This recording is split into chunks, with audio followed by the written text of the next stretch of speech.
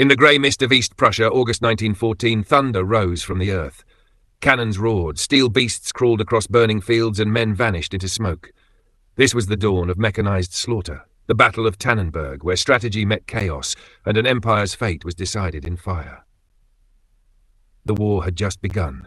Europe was aflame, and on the eastern horizon, two great armies moved like giants awakening from centuries of sleep.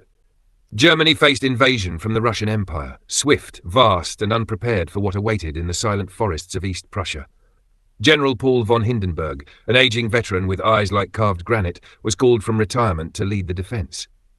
Beside him stood Erich Ludendorff, younger, sharper, a man of intellect and iron discipline. Together they would orchestrate one of the most devastating traps in military history. Their enemy, General Alexander Samsonov, commanded the Russian Second Army, over 200,000 men marching through mud, forests, and broken roads. His orders were clear: crush the Germans before they could send reinforcements to France. But his greatest weapon, numbers, would soon become his greatest weakness.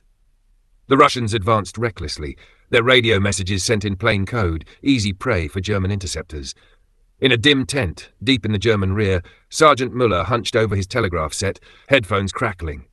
Each intercepted message revealed the Russian positions, their strength, their confusion. Every careless transmission drew the noose tighter. In Berlin, few believed the Eastern Front could hold, but Hindenburg and Ludendorff had other plans. "We will strike not where they are strong," Ludendorff murmured, "but where they think us weakest." His eyes gleamed under the lantern light.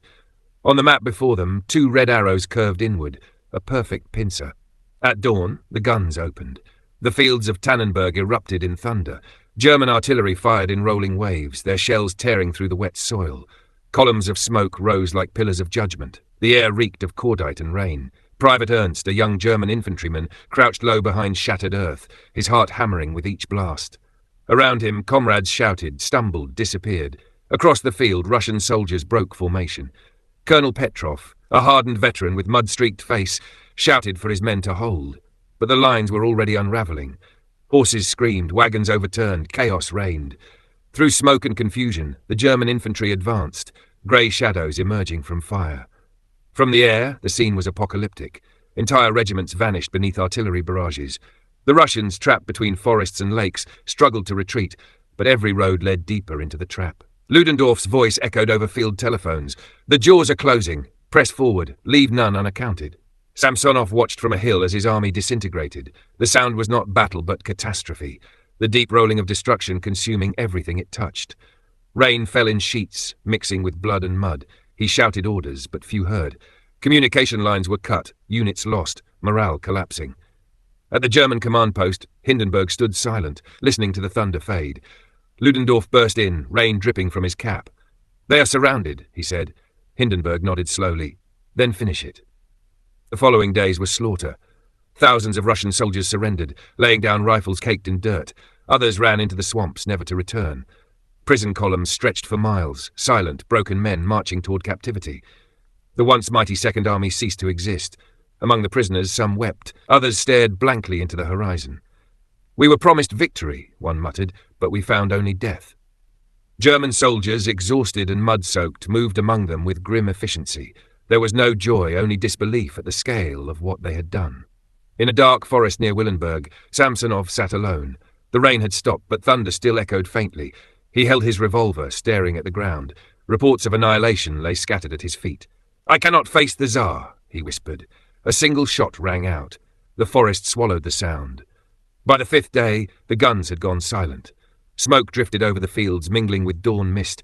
Crows circled above, their cries cutting through the still air.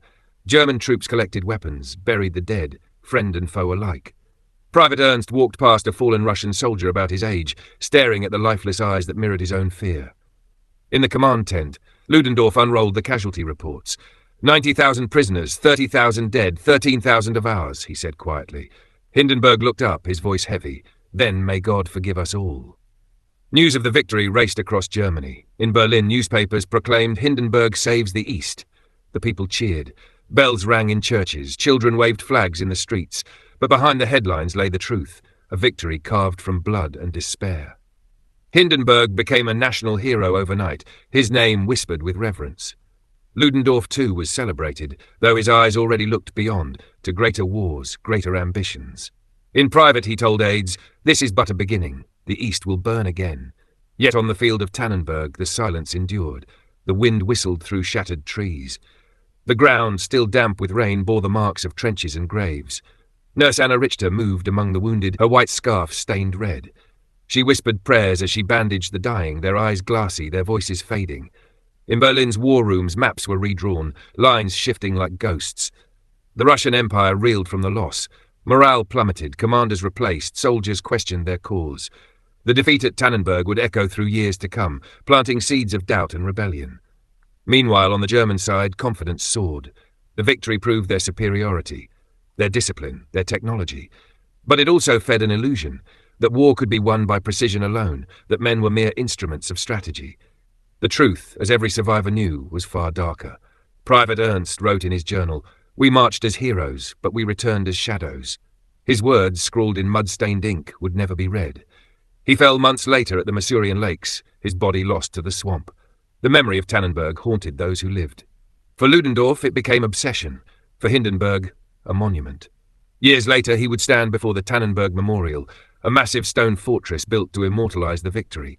Crowds cheered, banners flew, yet in his heart he remembered the silence after the guns. For the Russians, Tannenberg was a wound that never healed. It exposed the empire's weakness, its lack of coordination, its arrogance. The death of Samsonov became legend, a tragic symbol of duty and despair. When revolutions swept Russia 3 years later, soldiers whispered his name as the old order fell.